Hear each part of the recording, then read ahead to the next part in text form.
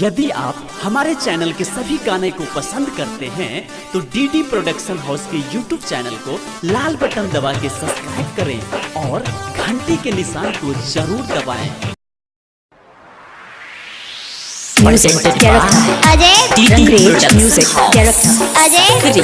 चहल चुमाबे सखी सुंदर दुल्हा के है ये चलिए चुमाबे सखी सुंदर दुल्हा के धान दुभिला के हो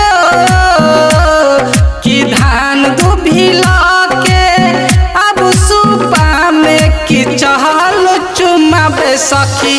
सुंदर दुल्हा के है ये चलिए चुमाबे सखी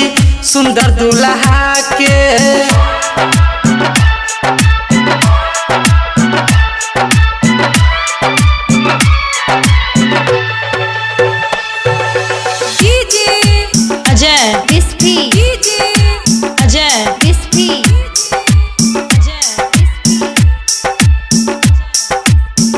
देख में दुल्हा सखी लागई बड़ नीक गे सब कोई दे छे हुनका देखही आशीष गे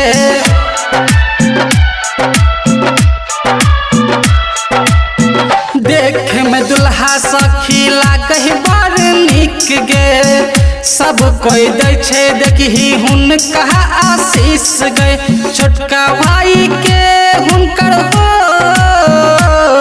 कि छोटका भाई के हुनकर लेबे बोलहा के कि चलिए चुमाबे सखी सुंदर दुल्हा के है ये चलिए चुमाबे सखी सुंदर दुल्हा के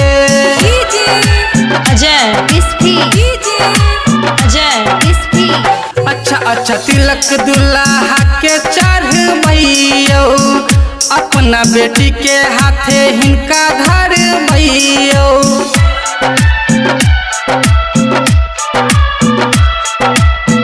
अच्छा तिलक दुल्हा के चढ़बैयो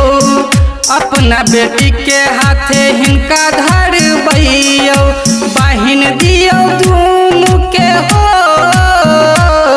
कि बहिन दियो दुनू के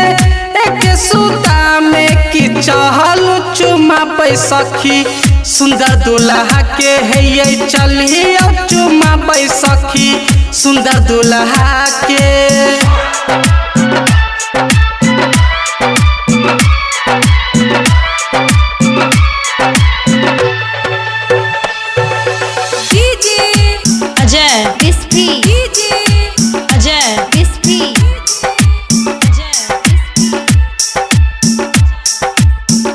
अवधेश रंगीला कहे दुल्हा के बजाबू मरबा के चारू कता हिनका घुमाबू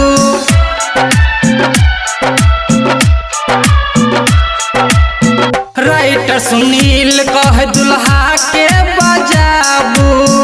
मरबा के चारू कता हिनका घुमाबू समधी साला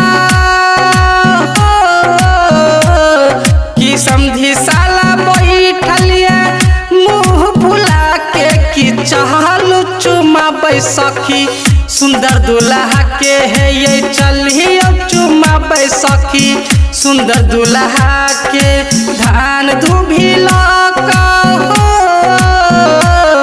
कि धान दुभिला का अब सुपा में कि चहल चुमाबे सखी सुंदर दुल्हा के है ये चलिए चुमाबे सखी सुंदर दुल्हा।